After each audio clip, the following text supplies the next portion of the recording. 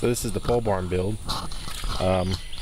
It's been wet for days, a lot of rain, a lot of mud.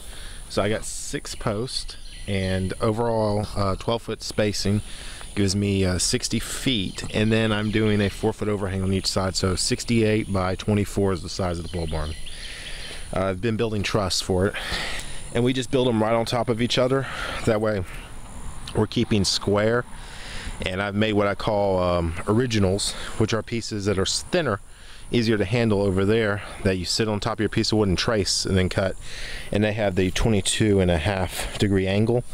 So this will be flush because that's the angles I used. Yeah, you can kind of, that way a good bit. I built one. My brother builds them now.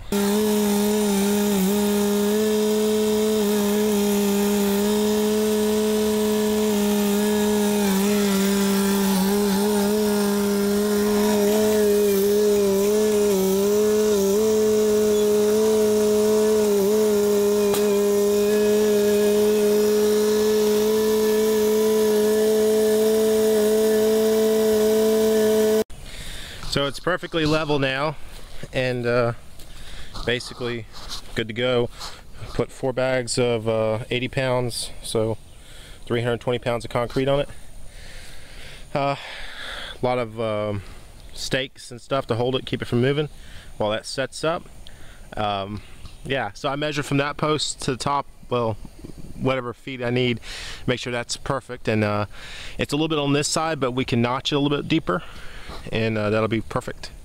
So yeah, next I'm gonna take a string and go from this post and then measure out every 12 feet for the interior post. Well, not interior post, but inside of the outer wall.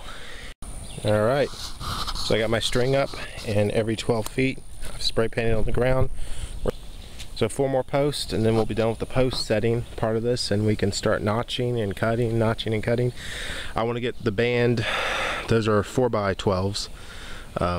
The middle ones are 12 foot long, the other ones are 16, and I want to get them all up and leveled. All right guys, I'll show you my progress on the pole barn.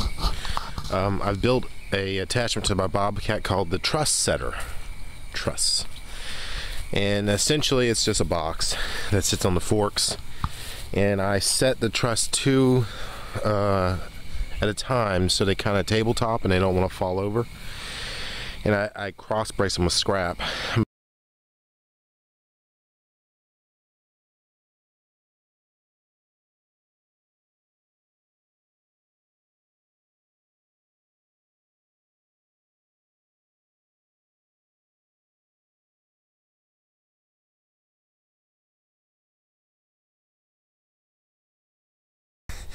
So I've been working on a little bit in the rain. I'll show you what I've gotten done. All the trusses are spaced out accordingly, and I got almost all the wood it needs to go on the other side. And I went ahead and ordered my metal. It's surprisingly pretty square and level, which we'll know a lot more once we put tin on there. So I put the material, the boards on the kind of the arms of the bobcat, and then I climb it like a monkey and I stand in the bucket. And so what's next is I'm gonna put a piece that goes from here to here that finishes off this side of the barn. I use 2x6s, 2x8s, 2x10s. Well, you know, it's really, I just cut a slab and I rip out what I can get out of it. And I use hex head screws. Most of this has been done with 6-inch timber lock screws. All right, first panel's up. I need to get up there and screw it more. But basically what I did is I measured from here to here all the way on the front edge to try to get it straight, because I measured on that first. I started over there, I measured that edge to make sure we were using the same line, and then I made sure it was good here. So basically what I do is I put the bobcat up like that, and I climb up there like a monkey, and I do 2 panels at a time. All right, I started today, I just did 2 panels and more ridge cap, and it's getting hot. All right, only about 25 foot more on this side. I got 45 foot done, and it took me about, actually it only took me about 2-3 hours. I'm going to show you my finished barn as you crest this hill.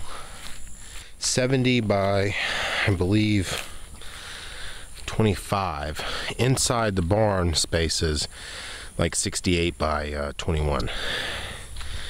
or 20. Yep. The roof cost me about, I think, $1,400 worth of metal. I did it myself, didn't take long, as you can see in the videos. There's the truss setter I built. But I'm starting to use it. I got these pine cants stacked in here, keep them dry. I'm gonna be building a cabin soon, and yeah. So I mean, the hardest part was probably putting the trusses up, leveling the trusses, spacing them out adequately. That was the hardest part. Interior space is about 13 foot tall. Of course, it's a little bit taller in some spots according to the grade.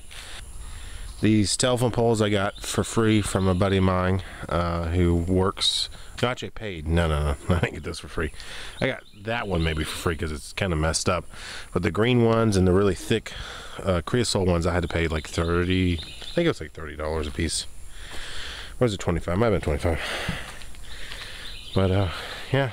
But, you can see there's a lot of crisscross bracing.